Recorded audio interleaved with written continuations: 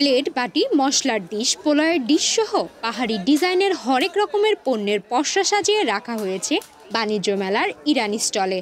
Acrylic ফাইবারের তৈরি এসব পণ্যে ক্রেতা চাহিদা বেশি। আশেপাশে অন্যান্য স্টল থাকলেও ইরানি স্টলে এসব পণ্য কিনতে হুমড়ি খেয়ে পড়ছেন দর্শনার্থীরা।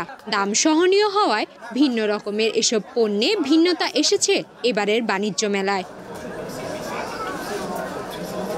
1 জানুয়ারি উদ্বোধন হওয়া মেলার শুরু থেকেই দর্শনার্থীদের আনাগোনা কম।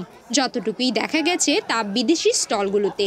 এগুলোর মধ্যে উল্লেখযোগ্য হারে বিক্রি বেড়েছে ইরানি অ্যাক্রিলিক ফাইবারের এই স্টলে। একবারের জন্য হলেও ভিন্ন রকমের এসব পণ্য দেখতে ভিড় করছেন কম বেশি সবাই। কেউ কিনছেন তো কেউ বা মুঠোফোনে ভিডিও ধারণ করছেন। সহনীয় দামে এসব পণ্য মজবুত বলেও জানিয়েছেন ক্রেতারা। কালেকশন সুন্দর, ইউনিক কালেকশন, কিন্তু দামটা একটু বেশি, আর একটু কম রাখা দরকার ছিল।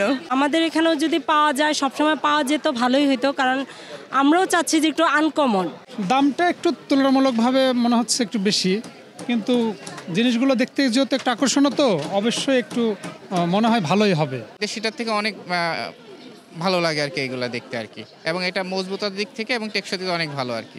দেশীয় পণ্যের চেয়ে বাহারি ডিজাইনের এসব পণ্য পেয়ে খুশি সাধারণ মানুষ। দেশের সব সময় এসব পণ্যের সরবরাহ থাকলে ক্রেতারা উপকৃত হবে বলে মনে করেন তারা। 200 টাকা থেকে শুরু করে সর্বোচ্চ 3500 টাকা পর্যন্ত পণ্য আছে ইরানি অ্যাক্রিলিক ফাইবারের এই স্টলে।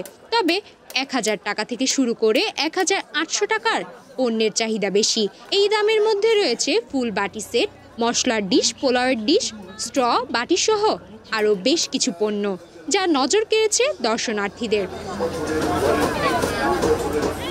প্রতিবারের মতো এবারও চাহিদার তুঙ্গে বাহারি ডিজাইনের তৈরি ইরানি অ্যাক্রিলিক ফাইবারের এসব পণ্যের। ভিন্ন রকমের এসব পণ্যের বিক্রি বাড়ায় খুশি বিক্রেতা আল আমিন। এখানে ট্রে আইটেম আছে, মশলা ডিশ আছে, বাটি আছে, নাস্তার প্লেট আছে, তারপরে আপনার রাইস ডিশ আছে, কারি ডিশ আছে। এটা আমাদের বস আনছিল অনেক আগে থেকেই, তখন আনছিল শুধু ট্রে, পরে এখন সব কিছুই আনছে। এখন চাহিদা আল্লাহর মতো অনেক ভালো অন্যান্য সব কিছুর থেকে।